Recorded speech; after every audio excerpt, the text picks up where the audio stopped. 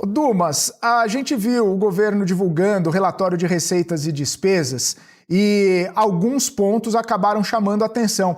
Principalmente, e com ele que eu quero começar, sobre o descontingenciamento por conta de algumas receitas extraordinárias. Receitas que foram incorporadas e as projeções acabaram até agradando para conseguir fazer esse descontingenciamento. Quero abordar o tema de recursos provenientes de leilão, né? Leilão de ativos como o pré-sal e como licenças para exploração do pré-sal.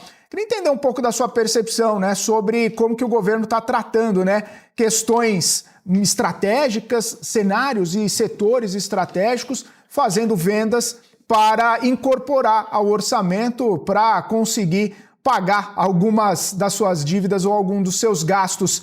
Sustentabilidade disso, Dumas, utilizar de meios extraordinários para pagar contas ordinárias. Veja, Felipe, é uma vendinha. É uma vendinha. Veja, você está usando receitas extraordinárias para cobrir despesas obrigatórias, muitas vezes. Isso não se pode fazer. Então, quando você vê, às vezes, o orçamento, você vê receitas extraordinárias que entram no orçamento, mas despesas extraordinárias não entram no orçamento. Por isso que o meu amigo Van Dijk sempre fala, eu não olho mais déficit, superávit primário, eu olho o déficit fiscal. Então, vai chegar uma hora que a gente vai ter que acomodar esse déficit primário aí de 0,25%. Mas você joga o precatório, o déficit primário vai para 0,8%, 0,9%. Como é que você coloca receitas extraordinárias? Isso para quem trabalhou em equity research como eu, lá em 1998, 1999 e 2000, receitas extraordinárias, despesas extraordinárias, são como a gente fala em inglês, non-recurring items. Eu tenho que ajustar o EBITDA. Ou seja, o governo não ajusta o EBITDA e fala que teve lucro. Eu tive um lucro enorme, mas isso não é por causa de receitas provenientes e não extraordinárias. Então, não está correto isso daí. Então, acaba perdendo mais ainda a credibilidade. Não é questão de usar receita extraordinária. O pior é usar receita extraordinária e não usar a despesa extraordinária.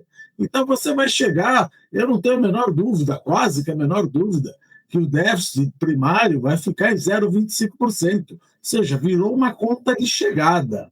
Ajusta isso, pede, faz uma PEC daquilo, tira os precatórios e vamos chegar no 0,25% e vamos para 2026 para fazer eleição falando que cumprimos o arcabouço fiscal. Mas qualquer vestibulando de economia está fazendo as contas. Essas contas não batem. Então, o que o governo fala que está com 0,25, que vai atingir uma meta de 0, isso é pura balela. Isso é pura balela, é matemática. É matemática, não dá para trabalhar com esses números. E, no final das contas, eu quero ver como é que a dívida pública sobe. Porque você tem uma dinâmica perversa da dívida pública no Brasil. É isso que a gente precisa entender.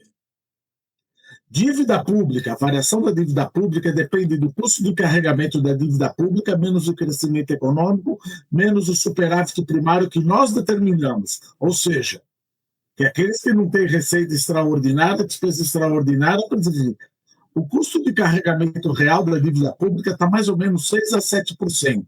Ora, o crescimento do PIB não vai ser de 6% a 7%. Então, minha dívida pública vai subir porque o meu superávit primário vai cair. Se a minha dívida pública sobe, isso acaba estipando a curva de juros ou ela fica estipada por mais tempo. Suscita o crowding out effect. Ou seja, você expulsa, como a gente sempre fala, ad nauseam aqui, você expulsa o setor privado, que é o contrário do que acontece na Argentina, você expulsa o setor privado para financiar o setor público. Então, resumindo a tua pergunta, jogar receita extraordinária dentro do orçamento, tirar despesa extraordinária do orçamento, é uma pura matemática, Felipe.